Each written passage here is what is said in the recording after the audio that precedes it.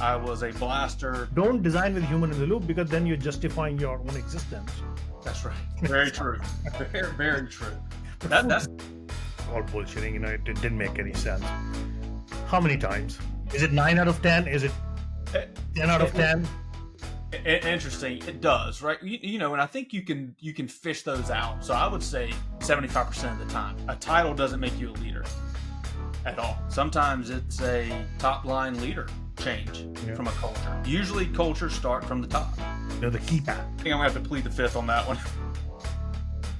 From the back of his service van to the boardroom, today's guest has lived every rung of the leadership level, specifically in the CX space. Mike Hopkins started his career in a rock quarry, literally, worked his way through field technicians, dispatch, and today he leads customer success at a global level. But this isn't a story about titles. It's a candid look at what real leadership looks like in customer experience. And that's how, what we built CX Talks for, to inspire people to be in this industry, which employs almost 13 million people globally. It's an $800 billion industry. We'll unpack the grit it takes to build trust from the ground up, what buyers and suppliers get wrong about each other, and how to lead teams through transformation without losing the human touch. This is CX seen from both sides. And from the inside, Michael, welcome to CX Talks. Abhi, thank you so much for having me today. I follow CX Talks on a weekly basis. I love the commentary. I love your guests.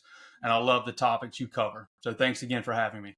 It's absolutely a pleasure. So let's get straight to your story. I want our audiences to really hear that I'm not making things up when I say from quarry, in a right to a leadership role. Yeah, Abhi. So interesting journey for sure. So, I started what I would consider my career that really, set me up in the leadership path early on. Right out of high school, I went in to work at a rock quarry. And to your point, it's not a fake story. It's not fake news. It's legit. I legitimately worked in a rock quarry. I drove heavy equipment from front end loaders to excavators to dump trucks. I was a blaster. I welded. It was legit, kind of Flintstones, right? If you think about it. How old were you then? 18 years old. So okay. 18 years old.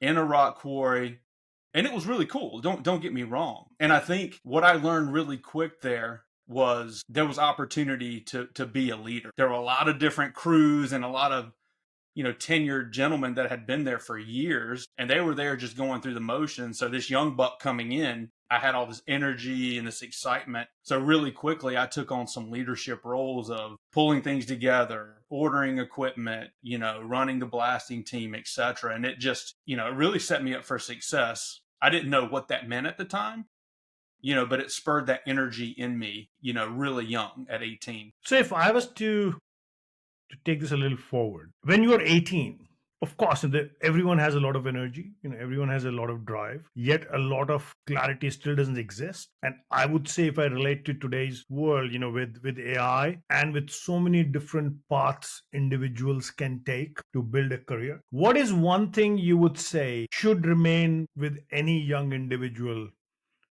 as they go through that whole journey? What was the most important thing as you look back and you say, okay, I think that was one single mindset or one single lesson I learned which has carried me through? That's a great question. And I reflect on that quite often, and it sticks with me today.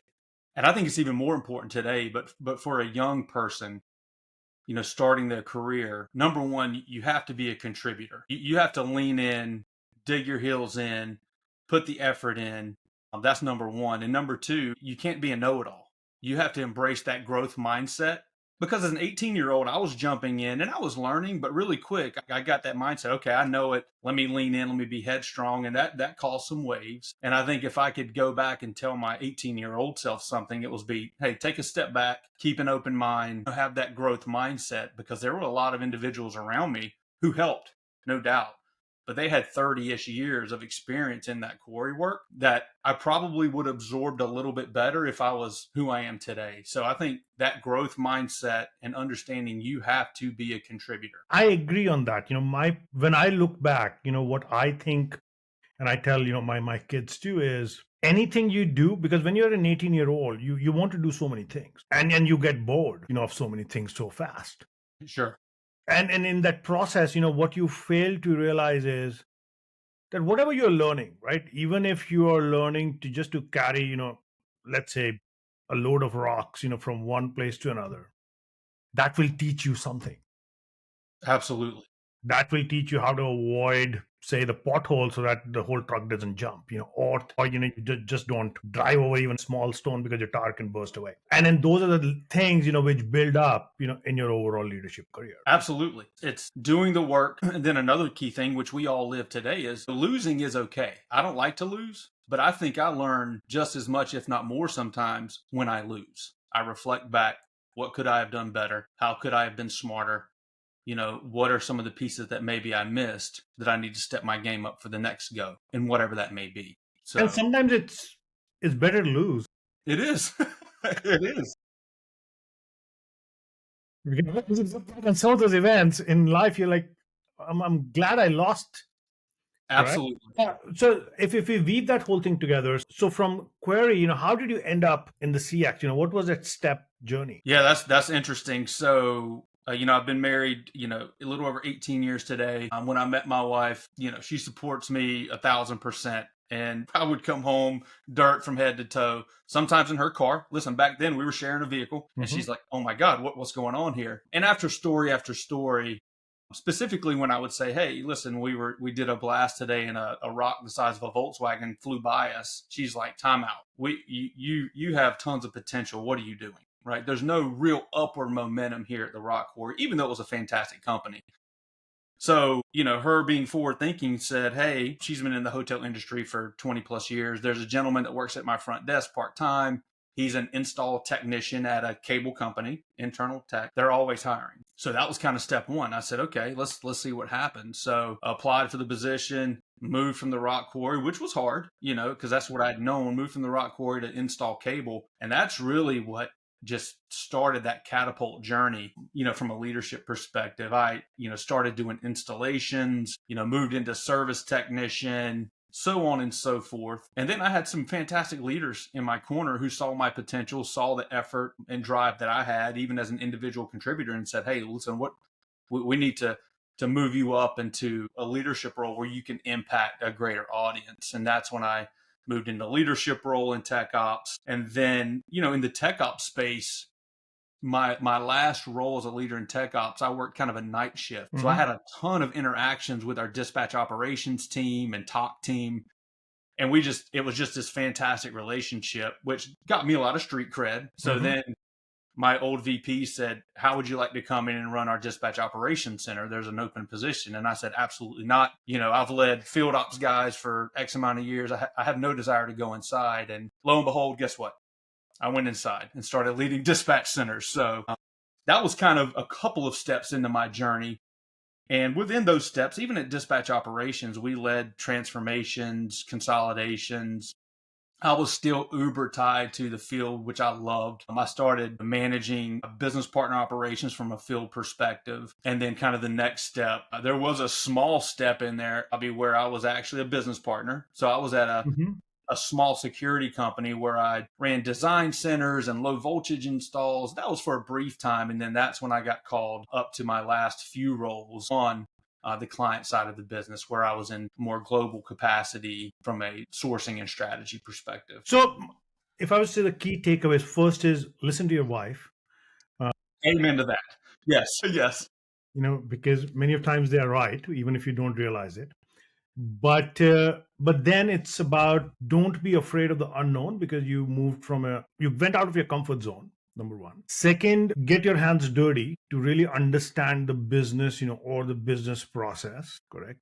Third, seek out the right leaders or the right mentors, and then we'll talk more about that. What does that mean? And the fourth would be open to the challenges which are thrown to you. Am I correct, or did I Yeah, miss? you're spot on, Abby. I think those are all critical pieces of the puzzle. The getting my hands dirty, I think, comes naturally to me. When we think about where I came from, and I that's always been my mindset. A lot of people talk about imposter syndrome, and it's a real thing. And if you don't lean into a piece of that and understand your business, get dirty, be able to manage a level up and level down. If you're leading a team, they're going to figure that out pretty quickly. I right? totally agree. I totally agree. Because the only way to, yeah, of course, there was other thing you talked about building credibility. And I think to build credibility, you have to have a good understanding of how things work, right? That you can only have by doing or tinkering with things yourself, which of course has been very evident in your journey. And then credibility is all about on how do you make your team successful. But that brings me to a next section. So so you came from a quarry, changed, learned the new ropes, went on in a new field, grew. Now as a leader, what are your key ethos of leadership? First, yours. Yeah, I think for me, it's, I don't need to be the smartest person in the room. Maybe it's possible, but I don't like to portray that from a leadership perspective. So here, let me take a step back. I love analogies, and when I think about a leader in sports, I'm not gonna name his name right out of the gate, but if you've been a basketball fan at any point in your life, I look at the 1990s Chicago Bulls. 1991 they beat the Lakers. 1992 the Trailblazers. 93 the Suns. 93 to 95 there was a gap. So we'll come back to that. 96, 97, and 98 again champions again. So 6 championships with only a small break within between 93 and 95. The common denominator there was 93 to 95 is when Michael Jordan took a hiatus from basketball. Now, he was the leader of the team. He had a vision. He had the work ethic. He had the passion, but he also had a fantastic team around him. Mm-hmm. And he knew how to push each and every one of them, whether it was Steve Carr from a 3-point perspective, Horace Grant, Dennis Rodman, we can continue naming them. And listen, he wasn't always the most popular guy, right? He pushed the team. He had hard conversations, but it won them 6 championships. And guess what? The team around him trusted him. If there was a game-winning shot to be had, they were trying to position that ball to him because he had built that trust. And I think it goes the same for us in our leadership roles. That's really who I look to from a sports analogy perspective because, again, it's the vision, it's the mindset, it's the determination. It's I'm going to outwork anybody in the room, right? And I have that mindset today. If there was a Michael Hopkins sitting beside me, I feel like I'm still going to work him under the table Mm-hmm. because that's my mindset. So I think you take those key leadership traits, you build that team around you, and the sky's the limit. And what do you look for in your leader? Do you look for a mirror image or do you look for something more?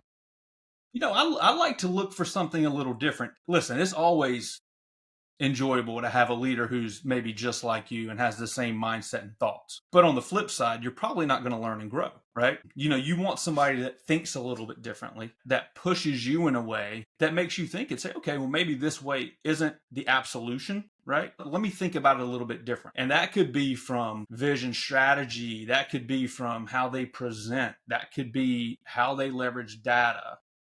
That could be how they interact with a team, right? There's so many different ways. So I like personally to have a leader who pushes me and stretches me, which usually means we're not alike on all levels. So what you're saying is the key elements are still the same, right? Yes, However, which element to use more aggressively than the other changes depending on what level of the role are you in.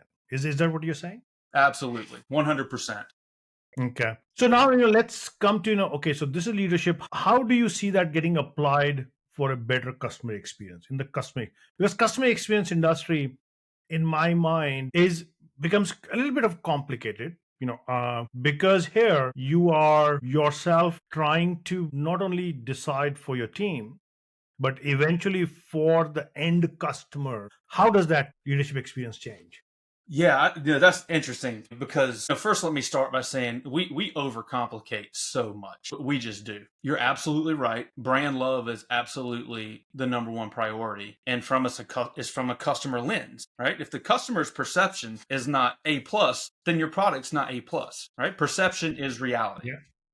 So I think we have to get in a space in leading our team from a CX to get back to basics. And no matter what we're doing, doesn't matter really what field you're in customer service, it's people helping people. It's honestly people over process. We create processes to streamline programs, to streamline how we approach things. But man, how many times has a process gotten our way from really helping the customer? So let me ask you this. Okay. So let me ask you this. Being at multiple levels of delivering CX, yourself in all the progressive roles, you also have a view into both the brand, and the partners, multiple partners, global companies, across how many times out of 10 or on a percentage basis do you think either people in the enterprise, or on the partner side really are thinking about the end customer by putting on their hat on? Or is it more adhering to a process and a method? So I think, I mean, Be honest. if I had to put a percentage to it, I would say 50-50. I think in my, over my career, I think we've gotten better. I think we've gotten ourselves to a better space where we truly understand how do we put the customer in the room with us. So let's segregate it now. So let's go thing.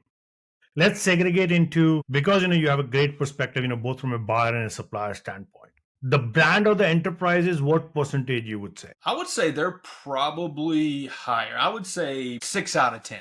So they're much ahead because yes, it's their customers, their revenues, their bottom line, which It is has. being impacted. And now, if you think about it with social media today and the immediate reaction or contact, in a way, it's forced, Yeah. the delivery to make sure that we have the customer. Absolutely. And I'm not surprised. That's what I thought too. But on the supplier side, okay, and this is an aggregate, of all the suppliers, so then are we saying less than 40% of the time they're thinking really about the end customer experience? It's mostly because if your average is 50, so that's what it would mean.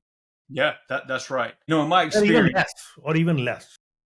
In my experience, I would say 40% or less is possible. I think it's the world we live in. We're pushing to drive and deliver numbers, strict PIs. How do we get there? What are we doing to ensure that those numbers are reflective of the customer experience? Again, I think this world has evolved over the years. I think back, so let me put it like this. So back in the day, many, many years ago, in field operations from a BP perspective, right? So a supplier perspective, the norm was to say, here's X amount of jobs. Here you go. Figure out how they get done. Okay. Probably not the best customer experience because it's kind of over the fence. What's really going on? In today's world, fast forward 20 years, a field ops business partner is routed the work. There's tracking. There's everything that we see today with technology, right? GPS and time to job, time on job, etc. So again, technology tools, the focus on the customer experience has continued to evolve. And it's the same in the contact center world today or any other world you're doing from a supplier perspective. So from your experience, what do you think what is the number one thing that suppliers misunderstand about them, which you have seen in almost 9 out of 10 cases, they just don't get it? Yeah, I think it really boils down to products, right? The product experience, and again, the path we're on, and with technology and innovation today, we're in a much better space. But from just a product perspective, no matter what product you're talking about, a supplier or someone in, you name it, right? Malaysia or the Philippines or Costa Rica, you can continue naming it, does not have the same hands-on experience as we do in the States. So you think of a product. I go to the grocery store today, I've got 6,000 varieties of cereal. Do I know all those products? No, but I see it every day and put my hands on it. I can read the labels. I go into a small grocery store, in Cebu or whatever the case may be, I've got maybe 5-6 choices. So if we're trying to support 6,000 brands, but we only have access to 4, there's a gap, there's a disparity. So how do we fill that gap? And then I think you raise a very interesting and important question, which we can debate for hours, but we'll touch upon it, slightly. So as I said in the beginning, so today the contact center industry employs about 13 million to 16 million people globally, right? Depending on what data you look at. Out of which 3 million people are in the US. The rest, everything is outside the US. So which means your 90% or more of the CX is today delivered by people who don't really understand the product. And let me not say 90% because some have taken an effort to maybe do it. Let's say at least 50%, correct? So now the question is, and that gets reflected, right? Correct. If you're doing a VIP desk or a very high net worth desk, you probably do that in the US, versus somewhere else because they understand the culture, and things like that. So with that in mind, so we have this whole new legislation, right? Which is right now being proposed, the Keep Act, correct? Yes. Any thoughts on that? Any perspectives on that? Uh, I think I'm gonna have to plead the fifth on that one. Okay. And I've been thinking about it. To deliver a better customer experience, the people need to really understand the brand, feel the product. Okay. And if you look at the most successful companies, they actually invest a lot of time in that. Correct. Uh, if it's a telco company, they would spend hours and hours of workshop, bringing people up to speed on their Absolutely. business, their culture. Same I've seen with airline companies and others. However, I think that if there's a boost needs to be done, to the US economies, and we're talking about getting more jobs. Okay, and if we have lost 1 million jobs in 2025 so far, Right. then to me, contact center jobs are the easiest from a skill set level to be brought back. They also help the students, who can work, part time to pay off the student loans. It helps rural areas, okay, because you can train people there. I think the argument, which gets made is, oh, it'll be too expensive. I think that expensive will force the companies to put a lot more money on AI to automate the redundant tasks and hence even out the cost. So it will actually enhance. If you were to bring some of those jobs back, companies will be forced to accelerate the use of AI, and that further helps your tech industry. So I would argue that it would probably be better in the long run, for the overall economy and customer experience. But there's a right balance. I totally get it. But we do need it. I think it's far too outsourced right. Yeah, that's an interesting viewpoint that I could definitely align with on the expediting of technology, etc. The only caveat I have to that, because I've been in this, there is a tug that I have for global sourcing, and when I'm in the centers abroad, they are delivering great customer service. They are committed, they're passionate.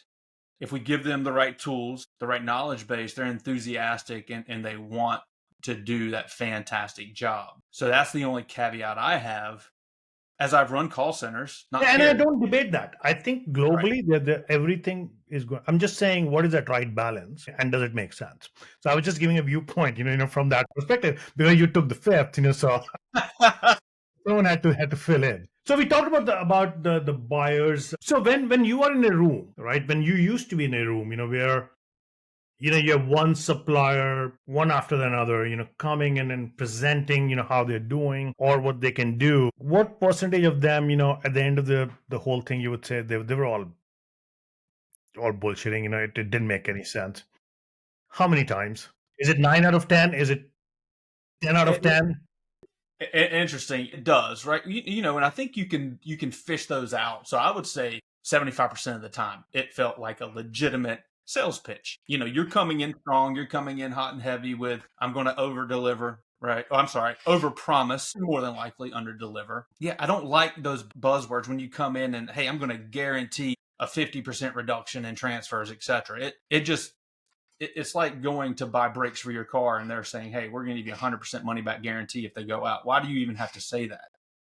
They Hmm. just show up and do the work. So it was always interesting And because you then could, what separates the top of the lot, from others? What do yeah, they I do think, different? yeah, the top of the top, they come in, it is very conversational and it's very much a here's what we do today. Let's just put it on the table.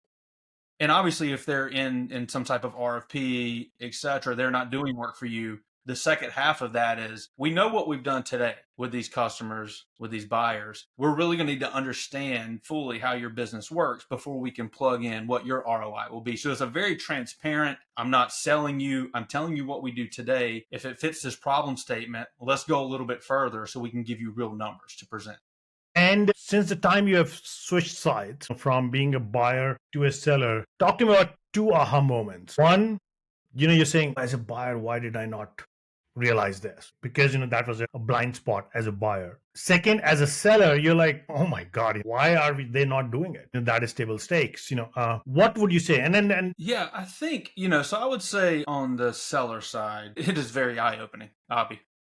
Mhm, Very eye opening. And I think it's, for me, the aha moment is if I'm presenting or pitching up to get business, is that very simplistic, data driven, here's what we can do based off the facts. mhm. Don't boil the ocean, you know, don't go in it kind of with rose colored glasses. Be brutally honest. That's something that I've learned on this side, because early on I was wide open. Hey, we're going to be top one performer in 30 days. Well, that's not possible, because there is a misconception that you bring on a new business, It or a takes time. new supplier, and oh, they're going to be number one in 30 days. There is a learning curve. There's a learning curve with, partners that are in motion today, right? As they onboard and bring it up. So that would be an aha moment for me, is just being brutally honest, putting the facts there, no rose colored glasses. What about the blind spot from a buyer standpoint, which you realize later on?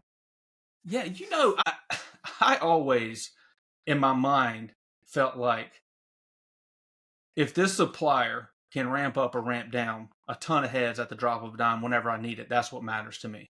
Right. I Mhm. just need the flexibility and volume upticks and downticks. That's what matters to me. What matters to me now, and again, I'm not on the buyer side, but what matters to me now and what I see is probably the most important piece is the relationship piece, because there's going to be ebbs and flows in the business. Mhm. There's partners and there's, suppliers every day where performance is going to go up, it's going to go down. But as long as you have that relationship and everyone knows where you're driving and really how you operate as a core company in a business, that is one of the non-negotiables. It's basically culture, right? If the culture is right and you have that trust, So let's performance. talk culture for a second. So we'll come to Yeah. culture. But before that, I think you used a quite an interesting word called flexibility. And in my 20, 25 years, dating myself, of selling, I would say every buyer demands flexibility. I don't know what that means anymore. Mhm. And 10 out of 10 pitches from the suppliers will have flexibility as their key thing. And then, what you're saying is, hey, maybe that's not the best thing to look for. It is a relationship, so you would want a partnership, which is a partnership of equals, where you are able to push back and say, hey, sorry, this does not make sense because of, but be data based and say, grounded in data and say, okay, hey, because of this does not work. Look at something else. But let's move to culture. What does culture mean? Culture is that is absolutely the foundation of things for me. When I think about culture as a leader, if you build a culture and there's trust, we're working together. I'm leaning in like we talked about earlier, and I'm going to do the work, and the culture's right. You've got a winning solution.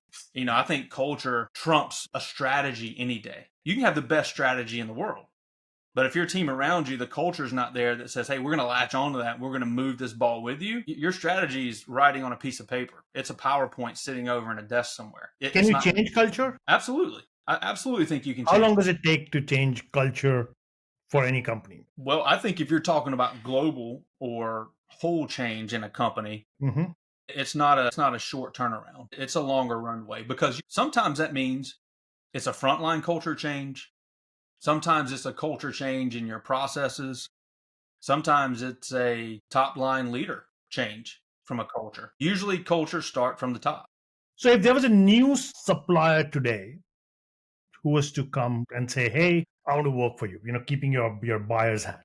All right. What would you look for? Or what would you advise people, who are looking to start something or get into this space? What can really differentiate them? Because culture will of course get built over time. Flexibility, they'll be all flexible because they're just starting up. But what is one thing that they can say which will get you all, yes, I'm all yours. Let's talk about Yeah, I'm going to continue going back. Listen, you got performance is your ticket to the game. So you got to show me there's a track record, even if it's short, right? If you're a newer supplier, it. even Mhm. if you've got a short track record that says, hey, here's where we've succeeded, here's where we've been able to drive business impact. That's your ticket to the game.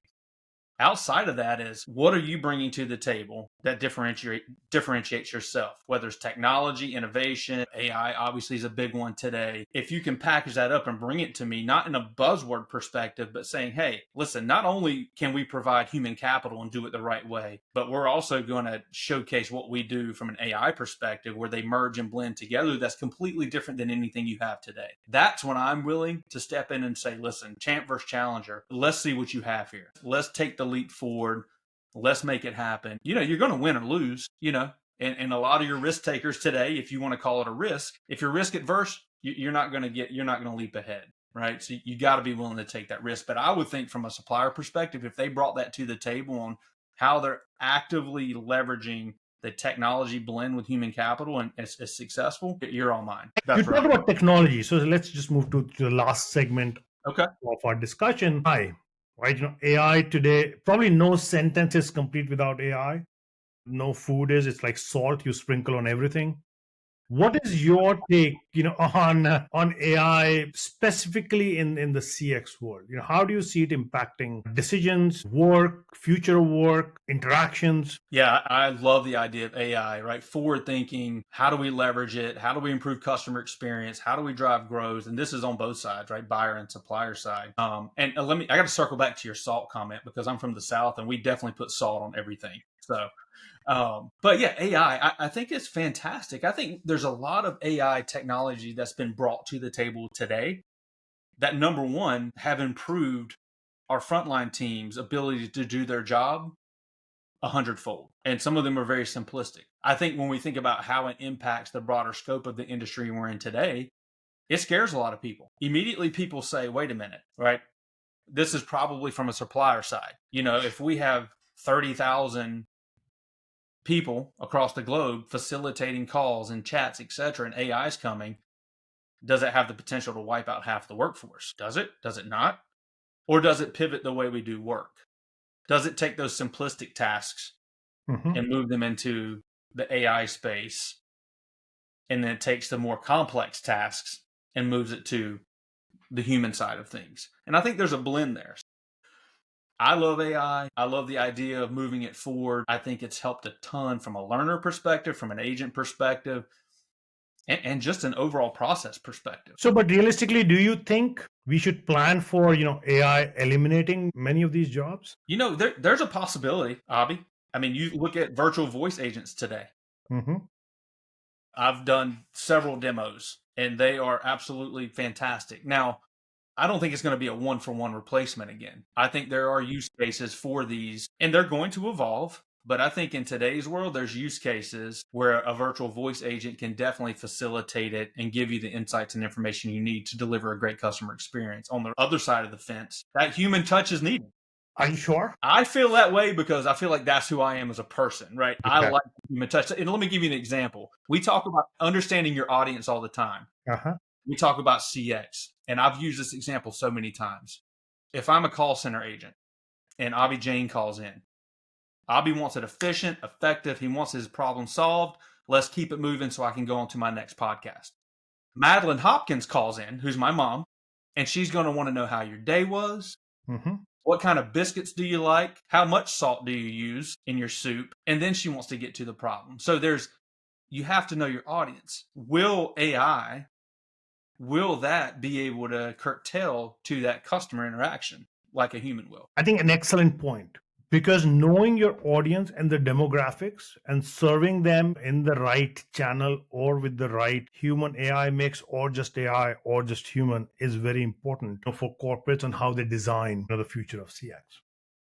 However, and my point of view is, I strongly believe that today, because of the threat the AI poses to the jobs, and not to just jobs of, let's say, the end agent, the impact would be throughout the value chain, right? The Correct. impact would be within the partner or the supplier network. The impact would also be in the enterprise networks, because if there aren't 10,000 people to manage, then you don't need such a big team internally to manage them. And because of that, I think AI is not progressing as fast as it could.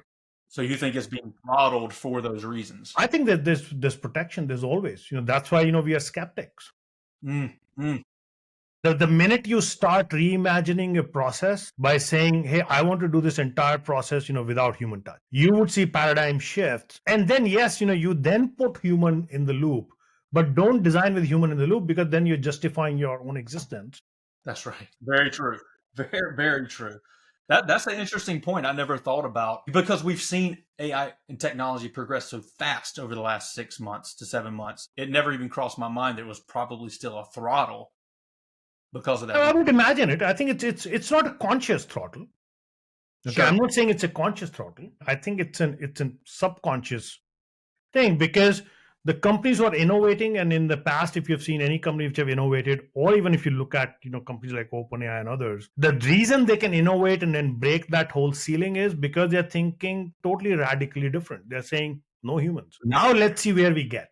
Then of course we will all remain relevant because we are the ones developing it, but let's not keep that as a constraint. But again, Mike, we can dive deep, we can keep on going. So let's get to the last section, which is more of a rapid fire. Let me just put it that way. Sure. What's one leadership myth you would like to debunk? Probably controversial, but a title doesn't make you a leader at all. I think there's many people that have risen through the ranks for many different reasons that have a title, but they can't lead a horse to water to drink. What make you Well, yeah, I got to give my personal reason. My relationship with Jesus Christ, my marriage. I have 4 kids, a granddaughter, Bryn. I'm just extremely blessed in that capacity. Professionally, we've kind of talked about it. I literally started my career journey in a hole. I mean, less than surface level, right? Down in a hole. And I've been blessed. I've worked with amazing leaders, you included, my friend. Thank you. I've worked at Fortune 30 companies as a global executive. Well, I'm so happy for you, and then you're always an inspiration both to me and then others, I'm sure, on how to balance family and work and yet grow on both areas. It's a hard thing to do for all of us, and then I think you're doing a great job. So Thank you, sir. Thank you. let's end. If I gave you a billboard, what message would you leave for the CX world right now? This is not going to surprise you because we just talked about it a little. Tech powered, AI powered, technology powered, and then human centered. I truly feel like there's a human element to all the things we do. Listen, I'm all about technology, AI, let's push it forward, but ensuring we keep that human centric base. Mike, with that, thanks a lot for being on a show. It was a pleasure talking to you. You gave us a great nugget in both leadership, how to grow your career, where the industry is headed, and how, if you want to think as a supplier entering into this space, what are the things you need to get right. Any last words from you, Mike, before we say goodbye to our audience? Abhi, just thank you again for the opportunity. Again, I love CEX Talks. I'm very proud to be here today and share a couple of nuggets I hope people take away. And again, just thank you again, Abhi.